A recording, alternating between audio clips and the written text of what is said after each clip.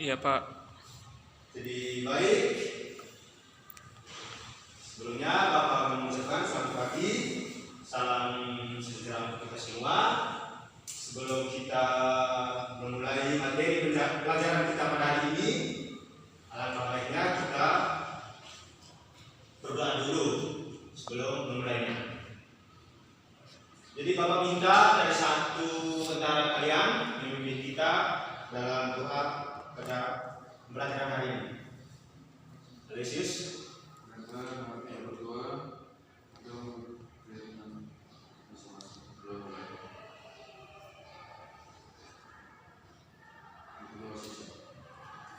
Baik, terima kasih Alesius yang sudah memimpin kita doa untuk memulai materi pelajaran. Jadi sebelum kita memulai materi pelajaran, teman-teman sedikit Bapak mau menjelaskan bahwa doa itu sangat penting, di mana awal dari segala aktivitas kita yaitu semua sudah menjadi kehendak Tuhan Yang Maha Kuasa. Jadi sebelum memulai pembelajaran, alangkah baiknya Bapak mau presensi kita pada hari ini. Jadi yang pertama, Martina Bodo, Maria Ludwina, Ada Pak. Alesius Demon. Ada Pak. Baik, ada semua ya.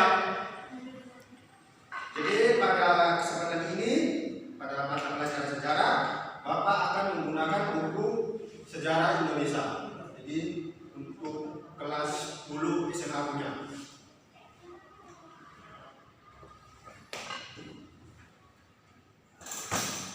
Mungkin dari ini ada yang mau ditanyakan? Tidak ada ya teman-teman? Oke, jadi kita siap ya untuk memasuki materi. Jadi Bapak harap teman-teman tidak terlalu tegang atau merasa takut. Jadi kita untuk memulai materinya ya santai tapi fokus, konsentrasi supaya apa yang disampaikan oleh Bapak bisa teman-teman paham ya. Oke, berhubung ini pertemuan kita yang pertama, jadi materi kita yang pertama yaitu tentang menelusuri peradaban awal di Kepulauan Indonesia. Jadi materi untuk bab 1 mengenai peradaban awal di Kepulauan Indonesia. Jadi dari teman-teman mendengar subtema pembelajaran kita hari ini, jadi teman-teman harus berpikir, ternyata di Kepulauan Indonesia ini sebelum terbentuknya itu telah melewati berbagai rangkaian peradaban. Oke, cara baik. Dari tema pokok tentang peradaban awal Kepulauan Indonesia, yaitu terdapat poin-poin penting ya teman-teman. Poin-poin yang termasuk dalam peradaban awal di Kepulauan Indonesia yaitu yang pertama, sebelum mengenal tulisan. Jadi di antara teman-teman ini ada yang memahami apa sih? Apa itu? Tentang sebelum mengenal tulisan. Mungkin dari Alesius.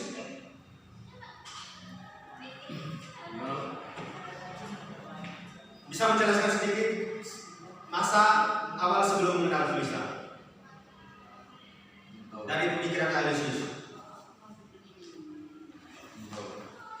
Tidak tahu ya? Jadi oke, baik. Jadi Bapak sudah sedikit menjelaskan tentang masa awal sebelum mengenal tulisan ya, teman-teman. Ada diperhatikan ya, biar bisa paham. Masa sebelum mengenal tulisan itu manusia purba tidak mengenal tulisan dalam kebudayaan. Periode ini dikenal dengan zaman Prahaksara. Ingat ya teman-teman, zaman Prahaksara yaitu manusia purba belum mengenal tulisan. Masa ini berlangsung sangat jauh melebihi periode kehidupan manusia yang sudah mengenal tulisan. Untuk memahami perkembangan kehidupan manusia pada masa praksara, kita perlu mengetahui tahapan-tahapannya, yaitu masa manusia sebelum mengenal tulisan itu mempunyai banyak tahapan-tahapan. Sebelum mengenal tahapan perkembangan kehidupan dan kebudayaan zaman praksara, kita perlu mengetahui apa yang dimaksud dengan praksara. Dari Martina bisa menjelaskan apa yang dimaksudkan dengan praksara. Masa ketika manusia belum mengenal Tuhan. Baik, mantap. Terima kasih ya Martina sudah menjawabnya dengan tepat. Jadi itu ya teman-teman, praksara yaitu masa di mana manusia belum mengenal tulisan. Sebenarnya perlu teman-teman ingatkan yaitu praksara itu pra itu apa, aksara itu apa. Jadi kalau ketika teman-teman sudah mengingat itu, jadi sudah pasti teman-teman memahami apa maksud dari praksara. Terus poin yang itu terbentuknya kebudayaan Indonesia. Jadi terbentuk kebudayaan Indonesia merupakan salah satu di antara teori ilmiah tentang terbentuknya bumi adalah teori detruman besar atau dalam bahasa Inggrisnya Big Bang. Ya teman-teman bisa lihat di slide, yaitu teori terbentuknya bumi merupakan teori detruman besar. Seperti yang dikemukakan oleh sejumlah ilmuwan dan yang mengetahui seperti ilmuwan besar Inggris Stephen Hawking. Teori ini menyatakan bahwa alam semesta mulanya berbentuk gumpalan gas yang mengisi seluruh ruang jagat raya. Siap mas? Kita lanjutkan ya. Jika dilihat dari ruang jagat raya itu luasnya mencapai radius 500 juta tahun saya. Selanjutnya proses evolusi alam semesta memakan waktu kosmologis yang sangat lama sampai berjuta tahun. Proses evolusi bumi dibagi menjadi beberapa periode. Yang pertama Mesozoikum, yang kedua Paleozoikum, yang ketiga Mesozoikum, yang keempat Neozoikum. Jadi baik teman-teman, itu tahapan proses evolusi yang dibagi menjadi dalam beberapa periode ya teman-teman. Mungkin dari sini ada yang mau bertanya? Apa penjelasan Bapak terlalu cepat atau kurang dimengerti? Silakan teman-teman menanggapi. Atau sudah siap? Pas? Oke, kita lanjutkan ya teman-teman.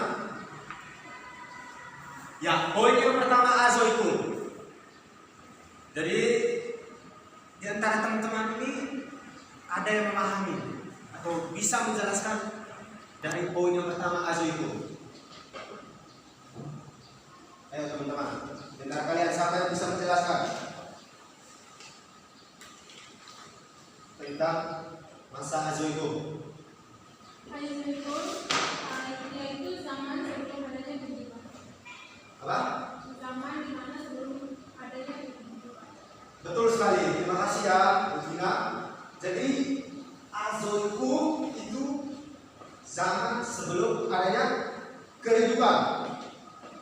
Pada saat ini bumi baru terbentuk dengan suhu yang relatif tinggi, waktu yang lebih dari 1 miliar tahun lalu. Jadi Azoikum itu dari bahasa Yunani ya teman-teman. A yang berarti tidak dan zo berarti hewan. Jadi cukup teman-teman memahami saja atau mengingat bahwa Azoikum itu masa di mana belum adanya kehidupan hewan. Terus yang kedua, Paleozoikum. Dari Pak Martina bisa menjelaskan apa itu proses evolusi Paleozoikum? Paleozoikum yaitu zaman purba tertua. Pada masa ini sedang meninggalkan proses flora dan fauna berlangsung kira-kira 300 juta 500 tahun yang lalu. Jadi baik, benar sekali Pak Martina. Jadi masa Paleozoikum yaitu masa manusia purba tertua ya teman-teman. Perlu kalian ingat, Paleozoikum yaitu masa manusia purba tertua. Pada masa ini sudah meninggalkan fosil, flora dan fauna yang berlangsung kira-kira 350 tahun lalu. Poin yang berikut dari Mas Aloysius bisa menjelaskan sedikit masa evolusi Mesozoikum. Mesozoikum yaitu zaman purba tengah. Pada zaman ini mulai muncul hewan menyusui atau hewan mamalia, hewan amfibi, burung dan tumbuhan berbunga mulai ada. Lamanya kira-kira 140 juta tahun yang lalu. Maka terima kasih Aloysius. Sama Nah ya teman-teman, jadi seperti yang disampaikan oleh Mas Aloysius bahwa proses evolusi pada masa Mesozoikum yaitu zaman purba tengah. Pada masa ini hewan mamalia menyusui, hewan amfibi, burung dan tumbuhan berbunga mulai ada ya. Jadi perlu kalian ingat bahwa masa Mesozoikum yaitu adanya hewan mamalia, tumbuhan berbunga dan hewan amfibi. Poin yang keempat, proses evolusi masa Neozoikum. Jadi Mas Anto bisa menjelaskan masa Neozoikum? Oke, kita lanjut aja. Atau Mas Aloysius, silakan. Zaman Neozoikum ya. Ya, siap. Yaitu zaman purba baru yang dimulai sejak 60 juta tahun yang lalu. Zaman ini dapat dibagi menjadi dua, yaitu zaman tersier dan zaman kuarter.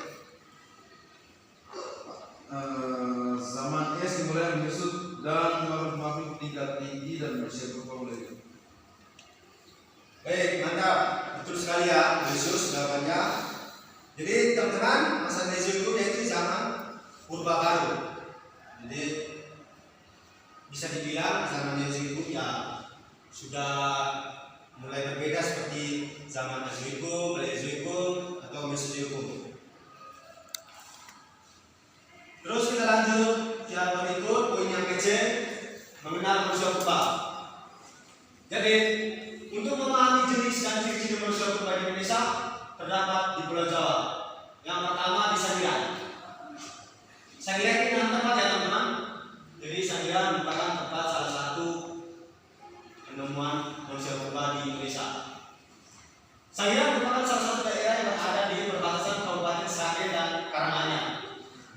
Lahan itu dikenal dengan nama situs Sangiran. Di dalam buku Heri Widianto dan Thomas Simanjuntak, Sangiran menjawab dunia yang diterangkan bahwa Sangiran merupakan sebuah kompleks situs manusia purba kala Pleistocene yang paling lengkap dan paling penting di Indonesia bahkan di Asia.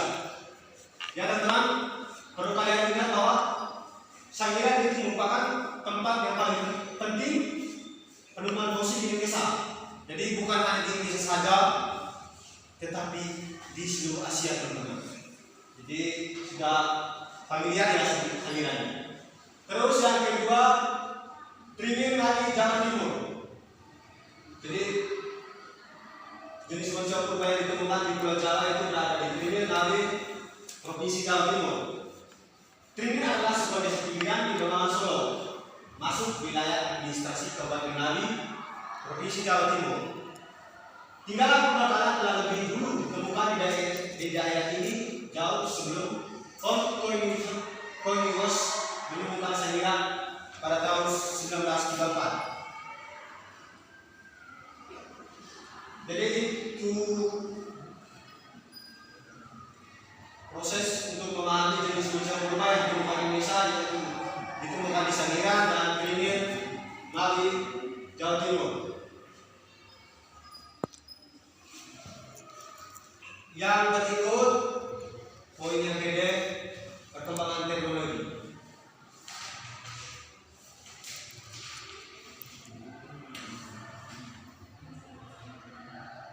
Jadi teman-teman, sebelum kita masuk ke poin yang berikut, perkembangan teknologi, jadi sedikit Bapak mengatakan bahwa ada fosil penemuan manusia purba dengan media yang sudah siap oleh Bapak.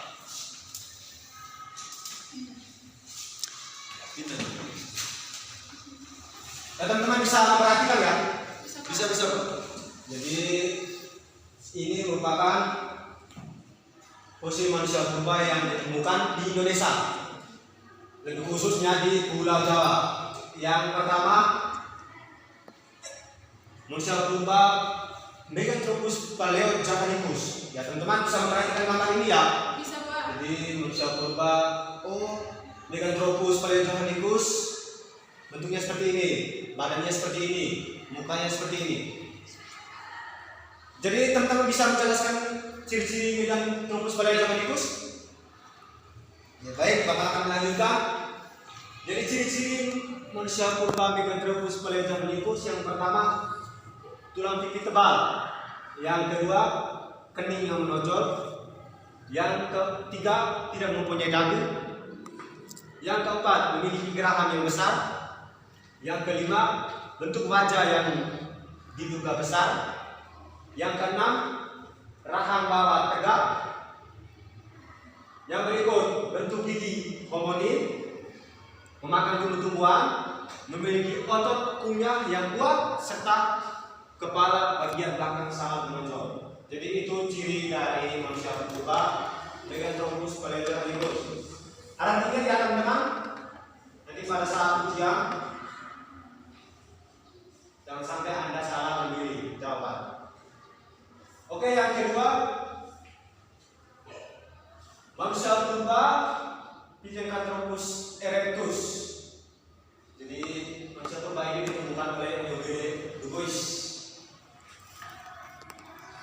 Jadi manusia purba ini memiliki ciri-ciri yang berikut: tulang tengkorak yang sangat tebal, rahang besar tanpa dagu, gigi pada dasarnya seperti gigi manusia. Jadi Pithecanthropus ini sudah ya sedikit beda sama Meganthropus paleojavanicus. Jadi giginya sudah seperti manusia kita yang sekarang ya. Yang berikut, dengan rambut itu mirip keras seperti kain besar yang sebagian tumbang tinggi. Berjalan tegak sepenuhnya seperti manusia modern dengan adanya tulang femur. Tingginya mencapai 170 cm atau 5 kaki dari 8 inci. Jadi teman-teman ingat ya, dari Pithecanthropus erectus ini, jadi bentuk postur tubuhnya sudah mengikuti manusia zaman modern. Yang ketiga, ciri-ciri Homo sapiens. Nah, ini nih, Homo sapiens ini sudah ya bisa dikatakan hampir menyamai manusia modern seperti saat ini. Yaitu ciri-ciri Homo sapiens. Yang pertama, tinggi badan berkisar antara 130 sampai 210 cm. Yang kedua, berat badan antara 30 sampai 150 kg. Yang keempat, reduksi di bagian gigi, rahang dan otot kunyah sehingga mudah terdapat dagu di rahang bawah. Yang terakhir, otot-otot dan tulang-tulang kunyah menjadi lebih mungil. Jadi baik teman-teman, dari tiga gambar ini tentang manusia purba Pithecanthropus dan Homo, mungkin ada yang boleh dipahami? Pas Pak. Kalau merasa boleh dipahami bisa ditanyakan sekali lagi. Sudah pas ya? Ya, terima kasih ya.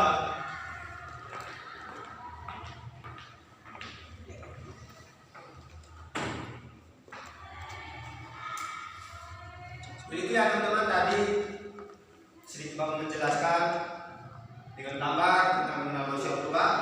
Poin yang berikut tentang perkembangan teknologi.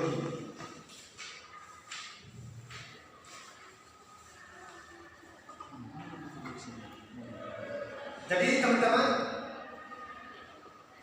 apa sih perkembangan teknologi? Loh, kok ada ya di zaman manusia purba itu masih ada perkembangan teknologi? Kalau siapa yang bisa menjawab?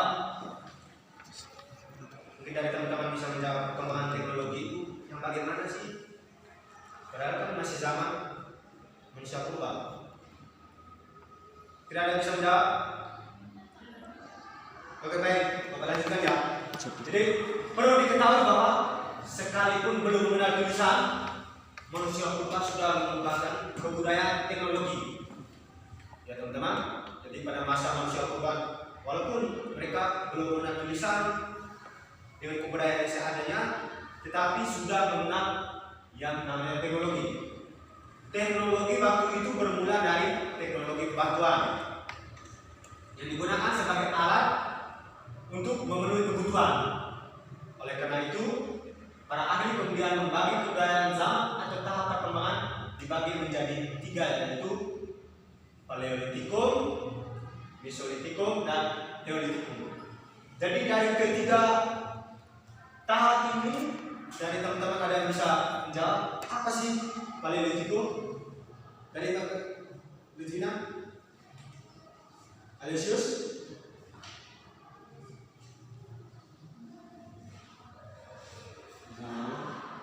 Jadi ketiga Paleolitikum, Mesolitikum, dan Neolitikum. Jadi teman-teman bisa menjelaskan salah satunya.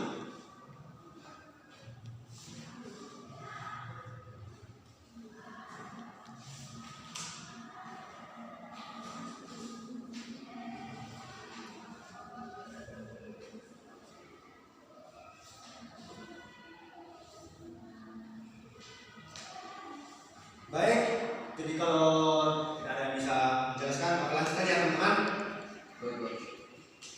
Jadi ketiga poin ini Paleolitikum, Mesolitikum, dan Neolitikum cukup gampang teman-teman. Teman-teman perlu ingat bahwa Paleolitikum itu zaman batu tua. Paleolitikum yaitu zaman batu tua.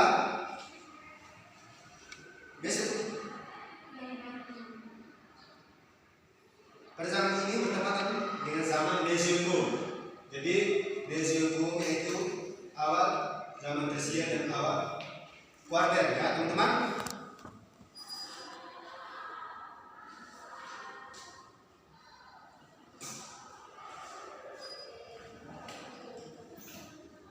Kita masuk poin yang kedua, pola hunian.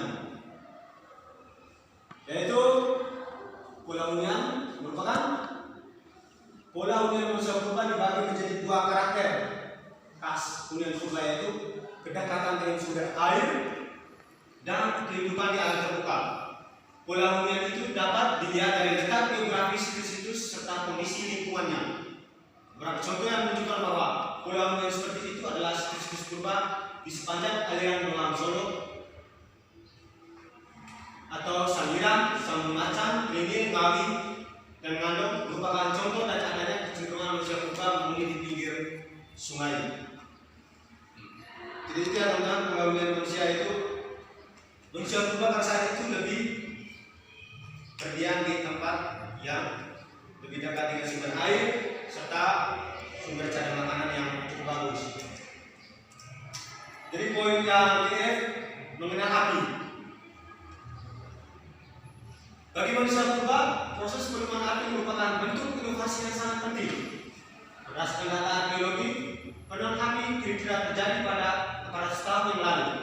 Penemuan pada gas ini periode manusia Homo erectus. Jadi poin mengenal api itu manusia purba sudah bisa menemukan api sendiri ya teman-teman, yaitu pada masa manusia Homo erectus pada masa ini. Kita dari 3 poin ini sudah Bapak jelaskan. Ada yang kurang paham? Coba lanjutkan. Pas ya? Oke siap. Kita lanjutkan ya teman-teman.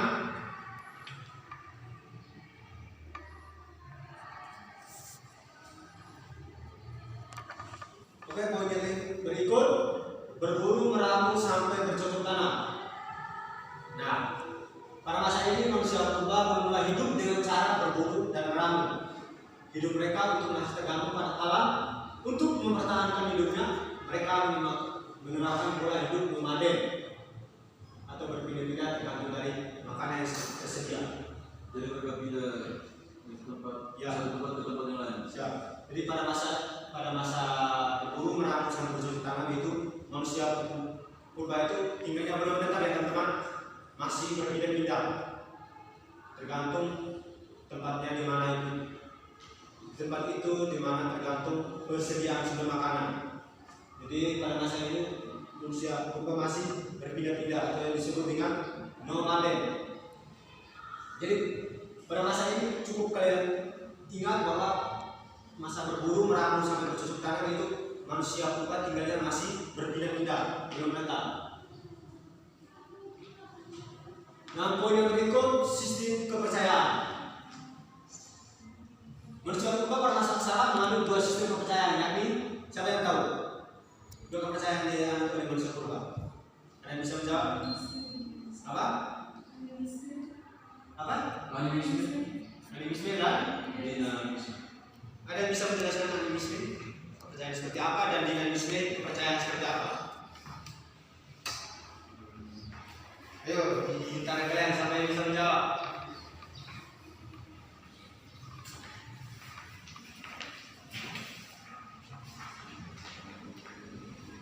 Ayo, siapa bisa menjawab kepercayaan apa itu kepercayaan animisme dan apa itu kepercayaan dinamisme?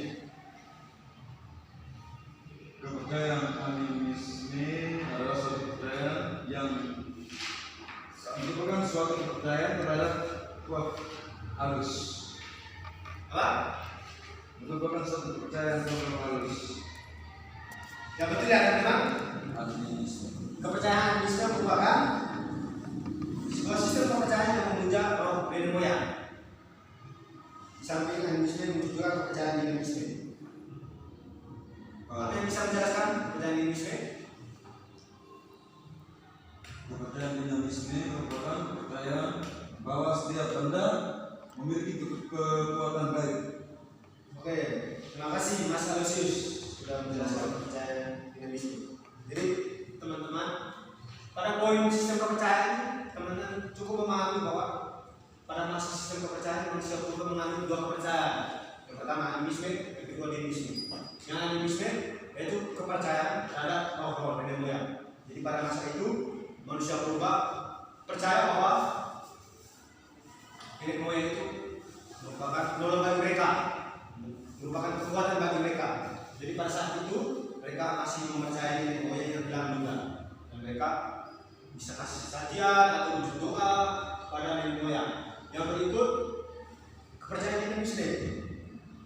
Jadi pada kepercayaan dinamisme itu manusia purba percaya pada benda gaib atau batu besar yang menurut mereka itu sakral.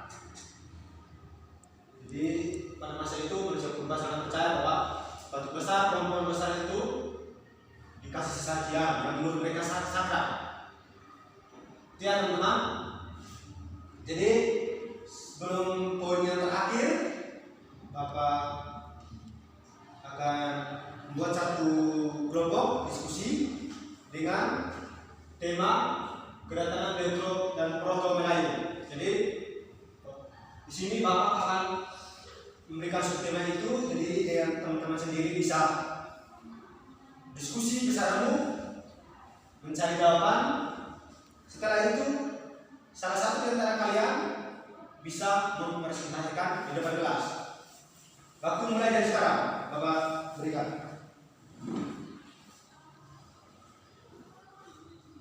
Sebelum ini teman-teman, sambil teman-teman diskusi, mencari jawaban. Setelah itu salah satu dari antara kalian bisa mempresentasikan di depan kelas.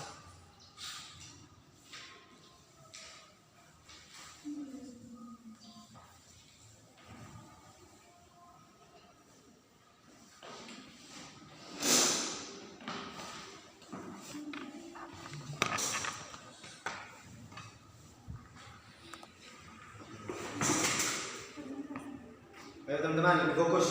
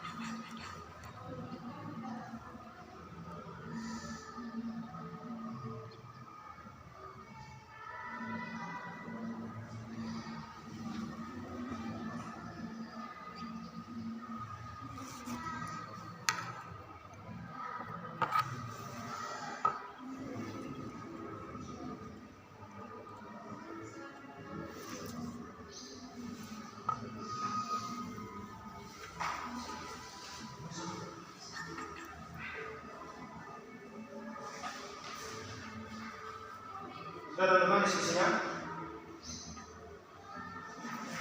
Sudah. Siap. Baik, terima kasih atas waktu yang disampaikan. Nanti saya akan mempresentasikan hasil diskusi kami, yaitu kedatangan Eutro dan Ottoman. Pendatang berikutnya membawa budaya baru, yaitu budaya Neolitik. Para pendatang baru ini jumlahnya jauh lebih banyak daripada penduduk asli. Mereka datang dalam 2 tahap, yang disebut sebagai Eutro dan Ottoman. Kedatangan mereka terpisah diperkirakan lebih dari 2000 tahun yang lalu. Proto Melayu diyakini sebagai nenek moyang orang Melayu Polinesia yang tersebar dari Madagaskar sampai pulau-pulau paling timur di Pasifik. Mereka diperkirakan datang dari Cina bagian selatan dan Siam, kemudian ke kepulauan Indonesia. Kedatangan para imigran baru itu kemudian mendesak keberadaan penduduk asli dan pendatang sebelumnya. Mereka pun kemudian berpindah mencari tempat baru ke hutan-hutan sebagai tempat hunian baru. Penduduk asli dan pendatang sebelumnya itu pun kemudian melebur. Eutro Melayu merupakan ras yang datang dari Indochina bagian utara. Mereka membawa budaya baru berupa perkakas dan senjata besi di kepulauan Indonesia. Pada akhirnya Proto dan Eutro Melayu membaur, selanjutnya menjadi penduduk di kepulauan Indonesia. Mungkin seperti itu, Pak. Terima kasih. Oke, baik, terima kasih Mbak Vina sudah mewakili teman-temannya untuk mempresentasi hasil diskusi.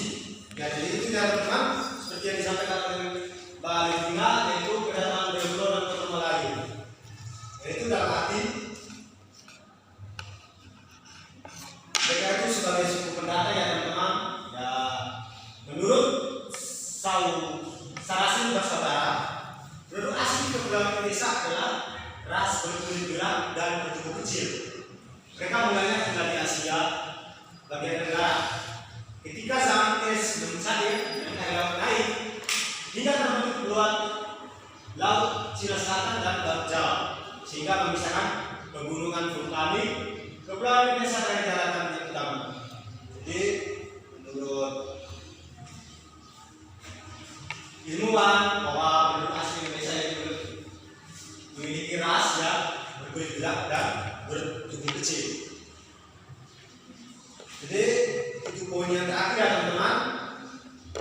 Jadi pada kesempatan ini perlu kita tahu bahwa sedikit Bapak mau menjelaskan dari semua poin-poin yang sudah Bapak paparkan, yang sudah Bapak jelaskan. Di sini kita bisa sedikit menarik kesimpulan dari isi semua pembelajaran yang telah Bapak paparkan. Jadi kesimpulan materi pada kita pembelajaran kita pada hari ini yaitu bahwa nenek moyang Indonesia yaitu memiliki banyak peradaban yaitu yang terjadi dengan rentang waktu yang cukup panjang. Dengan berat segala tantangan sama dihadapi pada masanya. Mereka telah mengalami evolusi atau transformasi sedemikian rupa, yaitu dari nomaden yang berpindah-pindah, hidup menetap, mengumpulkan makanan, dan berburu mencari makanan. Dengan ketergantungan pada alam dan teknologi bersahaja dalam bentuk manual kepada upaya menciptakan alat yang kian lama makin kian banyak.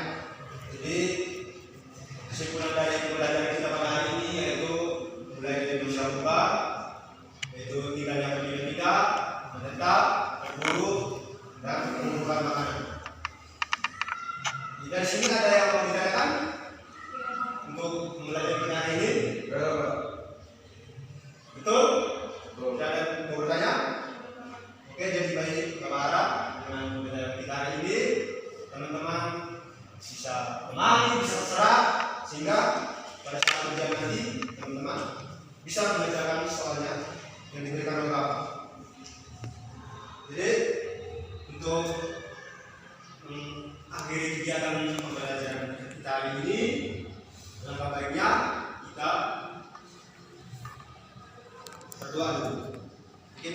dari salah satu teman-teman bisa memimpin kita dalam doa. Bang Medina.